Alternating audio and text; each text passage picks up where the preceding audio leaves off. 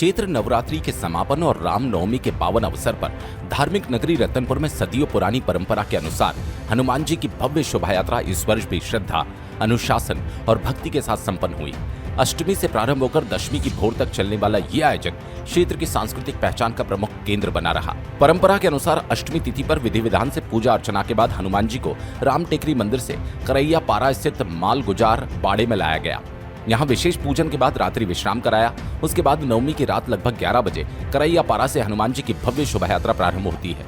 सुसज्जित पालकी में विराजित भगवान को मशालों, पारंपरिक वाद्य यंत्रों, जय घोष के बीच नगर के प्रमुख मार्गों से पूरी रात भ्रमण कराया जाता है। ये शोभा यात्रा दशमी की भोर में पुनः राम टेकरी मंदिर पहुंचती है, जहां विधिवत पूजा अर्चना के बाद हनुमान जी को उनके मूल स्थान पर स्थापित किया जाता है। जनश्रुति के अनुसार इस परंपरा की शुरुआत रतनपुर के तत्कालीन शासक राजा भीमाजी राव भोसले द्वारा की गई थी। आज भी स्थानीय समिति और नागरिकों के सहयोग से इस परंपरा का निर्वहन पूरी श्रद्धा के साथ किया जा रहा है। आयोजन की खास बात यह रही कि इस बार बुजुर्गों के साथ साथ युवा वर्ग की भी सक्रिय भागीदारी देखने को मिली। युवाओं की भागीदारी से आयोजन अधिक व्यवस्थित और आकर्षक स्वरूप में संपन्न हुआ। धार्मिक आस्था के साथ यह आयोजन रतनपुर की सामाजिक एकता और सांस्कृतिक विरासत का भी प्रतीक बनकर सामने आया। भैया, हम सभी जानते हैं कि रामनवमी के समय पे जिस टाइम भगवान मर्यादा पुरुषोत्तम श्री रामचंद्र जी का जन्म हुआ था, उस समय हनुमान जी जो है वो अयोध्या पे नहीं थे।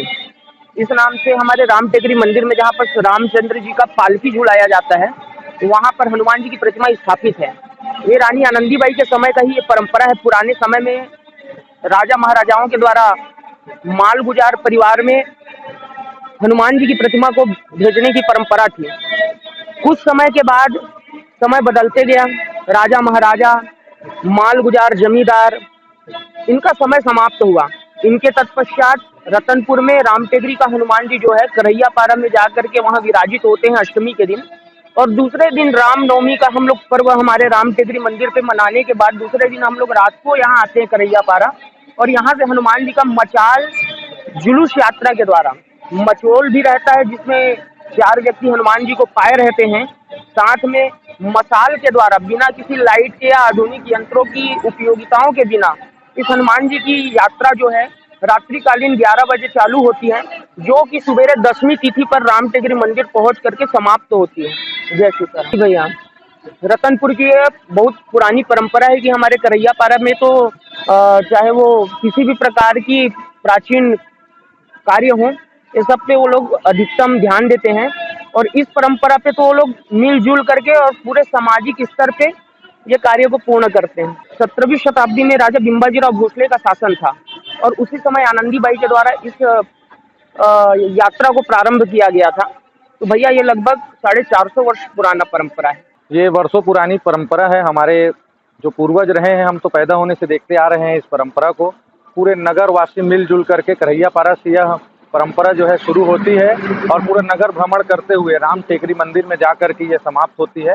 और भगवान राम के जन्मोत्सव के 1 दिवस पूर्व हनुमान जी की मूर्ति को ला करके करैया पारा में विराजमान किया जाता है, और रामनवमी के दिन रात्रिकालीन में मसाल के साथ मोहल्ले वासियों के द्वारा कंधे पर उठाकर पालकी में सजा करके राम टेकरी तक नगर भ्रमण करते हुए लेकर के जाया जाता है। ये पूरे देश और विदेश में शायद ही ऐसी कोई परंपरा होती होगी जो यहाँ रतनपुर में होती है। ये हमारे सनातनियों के लिए गौरव की परंपरा है।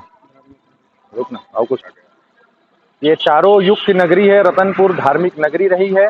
चारों युग में इतिहास के पन्नों में इसका ऐतिहासिक गौरवान्वित क्षण मौजूद है, और यह परंपरा वर्षों पुरानी परंपरा है जो राजा भीमाजी राव भोसले द्वारा शुरू की गई थी।